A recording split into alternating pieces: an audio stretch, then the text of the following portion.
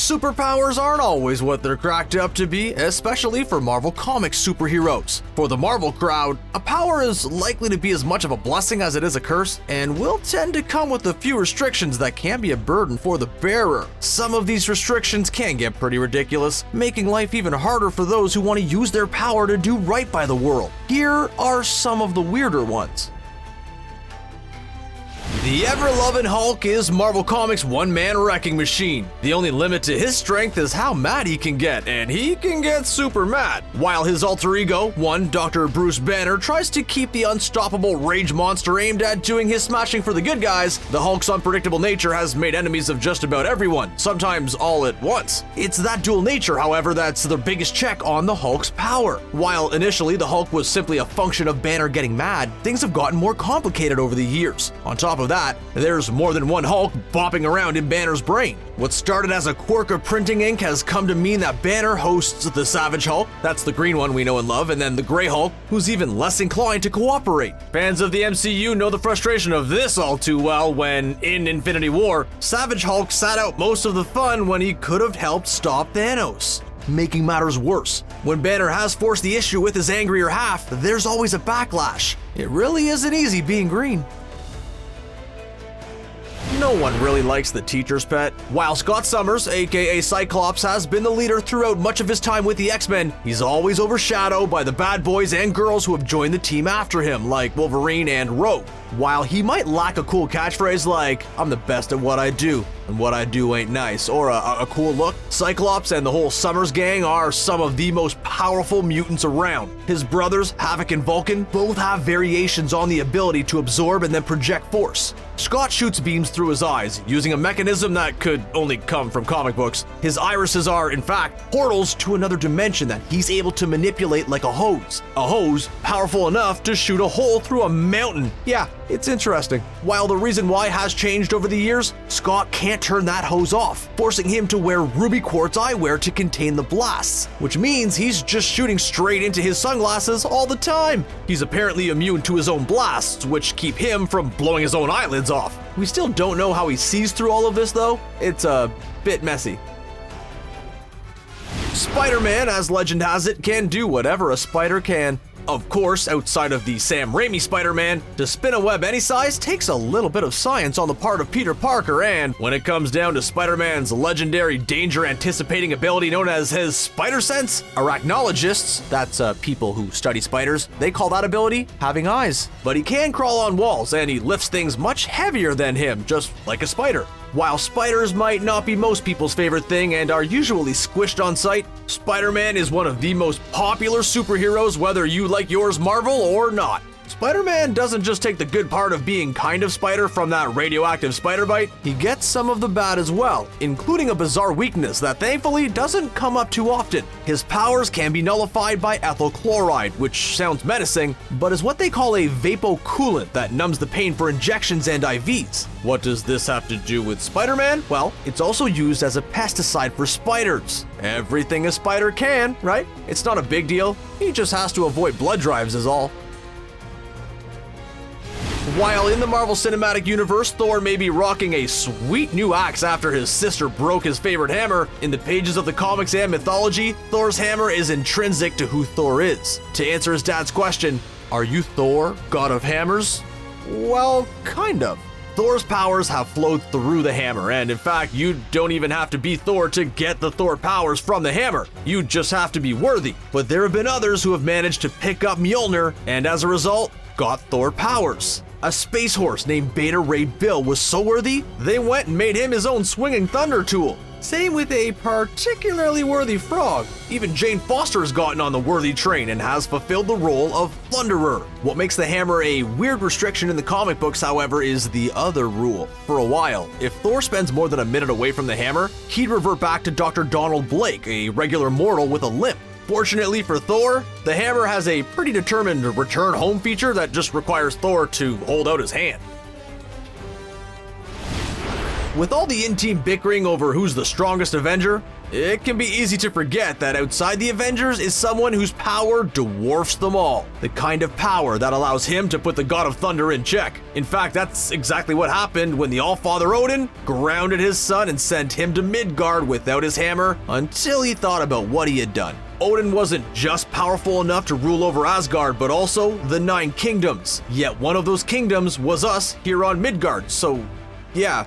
Odin has one of those off-the-chart powers where it might be easier to list the things that he can't do. With all that power, there has to be a drawback. Since Odin comes from mythology instead of comic book writers, his weakness comes from that. Namely, that when he exerts himself too much or just from time to time, he has to take a god-level nap. During that time, his kingdom is vulnerable, which is why he has the hammer-wielding son around to protect Asgard, as long as he's not starting fights with frost giants.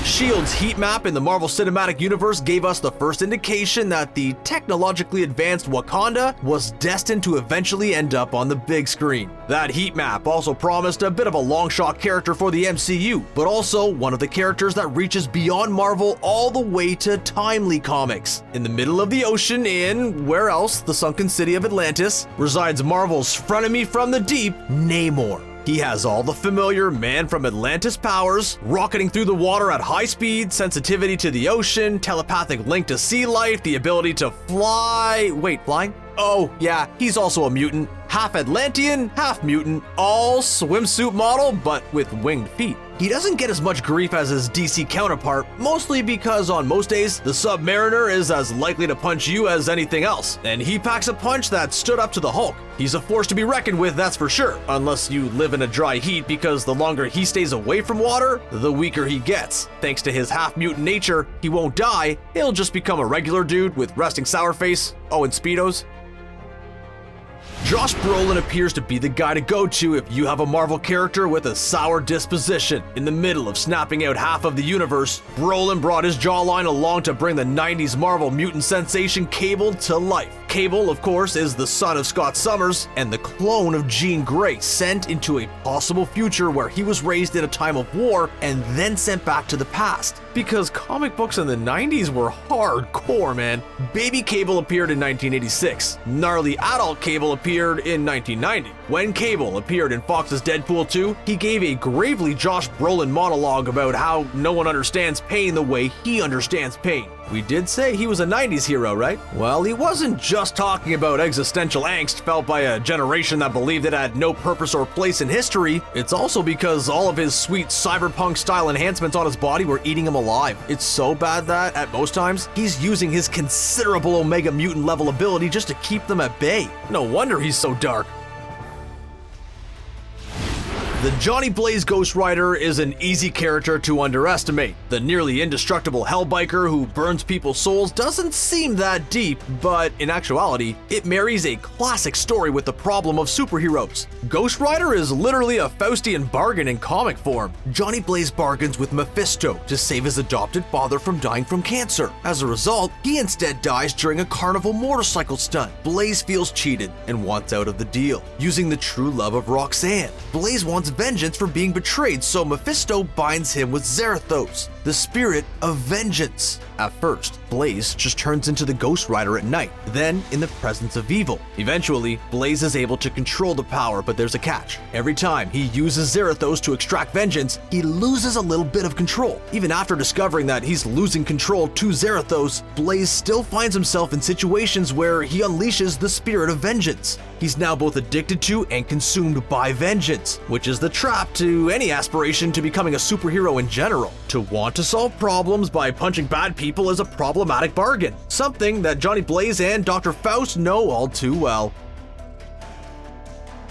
While Marvel might be well known for their New York-based heroes with friendly neighborhood powers, it's not all small powers and Norse gods. Marvel has its fair share of mega superheroes. A lot of them tap into what's called the power cosmic, like Silver Surfer and Nova. Even Thanos can tap the power cosmic in the pages of the comics. There are other paths to power though, including the traditional Golden Age way of being born on a planet full of superpowered beings. Enter Clark, the Gladiator. Created as a parallel to DC's Superboy, Clark has a lot of similarities with the Kryptonians, including unlimited strength and invulnerability. Now, when we say unlimited, we mean unlimited. He's punched out a planet, he's ripped apart a black hole, and he took on the full power of Odin and a supernova. Strong and hard to hurt? Yeah, that's an understatement. Even his name was a mashup of Kal-El and Clark Kent. While DC dealt with Superman's apparent lack of weaknesses by introducing Kryptonite, Gladiator went another, even stranger route. His power is tied to his confidence. The less confident he is,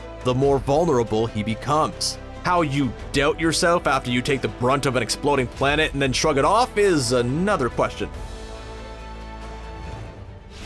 Gladiator isn't the only one bopping around in the Marvel Universe with uncharted power. The world has been protected by a superpowered being for decades whose power could only be undone by himself. That hero was Sentry. Oh wait, it's even more complicated than that. Sentry was created in 2000 as an overweight, over-the-hill man who suddenly remembers he was a world-saving superhero, but no one remembers, not even him. He goes on a nostalgia tour where he's able to remind all of Marvel's biggest players that he was one of them, to discover that his enemy Void was a direct result of Sentry, so he had to erase all memory of his existence. Oh yeah, we're not even close to done. It turns out that the Void is Sentry, that both Sentry and Void exist within Robert Reynolds. Void counterbalances all the good Sentry does. What this means is that even though Sentry is world-smashing, Thor-tossing strong, his power is held back by his own sense of doubt regarding his role in the universe and how good he is at keeping the Void from doing more evil things.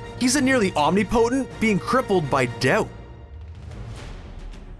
There's always a transition when a child goes from viewing their parents as superheroes to regular people. Sometimes it's a touching moment of empathy for your parents as fellow travelers through life trying to figure things out. Sometimes though, they're not quite regular people, but instead, a secret cabal of evil people who have been ritually sacrificing drifters in the basement of their palatial estate, which can be a real bummer. This of course is the premise of the teenage superhero team, the Runaways, who also exist in the far end of the MCU in their own Hulu series. All of the teens have, in one way or another, inherited a power from their ne'er-do-well parents. For Nico Minoru, it's the Staff of One, a magical item that allows her to cast spells. Pretty handy. Of course, there's a catch. First, to get the staff to even come out, she has to cut herself. Yeah, no thanks, but there's more. It turns out that you can only ever use a spell once.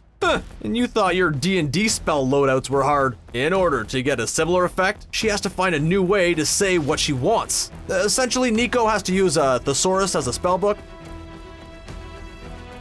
The Inhumans may have had a less than stellar showing in the MCU ratings and fan reaction-wise, but that doesn't stop them and their royal family from being players in the Marvel Comics stage. Created by the Kree as a race of super soldiers to help them with their various wars, the Inhuman project went a little awry. Doesn't it always? The Inhuman royal family has been content for most of their time to hide out on the far side of the moon, hidden away from anyone. This is mostly convenient for the leader of the Inhumans, Black Bolt. Black Bolt has a raft of powers that stem from the speech centers of his brain that allow him to fly or deliver what he calls his master blow, a super punch so hard he has to take a moment to recover. But the biggest one is that his vocal cords unleash a kinetic power in relation to how loud he is. So if he whispers, he can knock over battleships. If he yells, he can destroy planets. The problem, of course, is that he can't turn it off, so he has to keep quiet or he'll accidentally wipe out his friends. In another far corner of the Marvel Cinematic Universe, one of Marvel's more tragic team-ups has made their way to the small screen. Tyrone and Tandy are Cloak and Dagger, respectively. While they're just discovering their powers and their abilities in their freeform TV series, in the comics, they've been around for a while, and their origins are a little more grim. In the pages of Marvel Comics, both teens are runaways who end up taking a shelter offer from a shady individual who makes them take an experimental synthetic heroin. While it'll usually lead a teen down the path of addiction, it manages to unlock powers in the pair. Tandy is able to manipulate light and read people's hopes. Tyrone, on the other hand, became a walking portal to the Dark Dimension, which is Dormammu land. It turns out that being a backdoor to the Dark Dimension can be a drag, and it makes Cloak long for light, like a lot of light. Dagger, on the other hand, has a tendency to overcharge and then needs to disperse light. So they've formed a symbiotic relationship where she siphons off her excess light to feed Cloak's hunger. This close encounter with addiction made them the dark anti-drug crusaders of the Marvel Universe. Who hasn't, as a kid, heard their parents say that they wish they could be in more than one place to finish all the things that they need to get done and then actually do something they want to for a change? Well, that's the base power of the Multiple Man, a mutant with the ability to make another one of himself whenever he's hit hard enough. The new him becomes a direct copy of himself at that moment, which can then create duplicates and so on and so forth. Now, at times, there's been an upper limit to the amount of duplicates, but other times, not so much. Whatever one of his duplicates do or learn can be absorbed by the original Multiple Man, Jamie Madrox, meaning he can send duplicates off to train or learn all sorts of things, from kung fu to law, which is pretty sweet. Except when one of the duplicates wants to be a real boy and not get absorbed back into Madrox. It turns out that each duplicate also has a will of their own, and don't always want to rejoin, and he has to either talk them into it or force their hand, which takes arguing with yourself to a whole new level. A stalwart favorite of the X-Men who never manages to stick around in the X-Men movies is the little blue demon with a crisis of faith, Nightcrawler. Raised in a German circus after his mutant power couple parents of Mystique and Azazel abandoned him to avoid angry villagers, Kurt Wagner used his unique physique to become an accomplished gymnast, but a tail and grabby feet weren't the only mutant power for Wagner, who could also teleport in his tail cloud of brimstone with a BAMF! Cool, right? But there are two hitches. First, there's the issue of just appearing somewhere and the problem of there being something there already. In the game of what gets to occupy a space, it's first come first serve, and if Kurt reappears where there's already something, he ends up merging with that something, or so he assumes. He's not willing to test it because you only get one try. As a result, he can only teleport to places he can see or has seen. The second is that he teleports via a pocket dimension, and his power to pass through it is subject to whatever's happening there, which he has little influence over. Those are some of the Marvel heroes with some weird power restrictions. Which one is your favorite? Is there another hero who has to deal with some weird checks on their power? Let us know in the comments, and then while you're at it, hey, why not subscribe to CBR? There aren't any weird restrictions to that. Thanks for watching.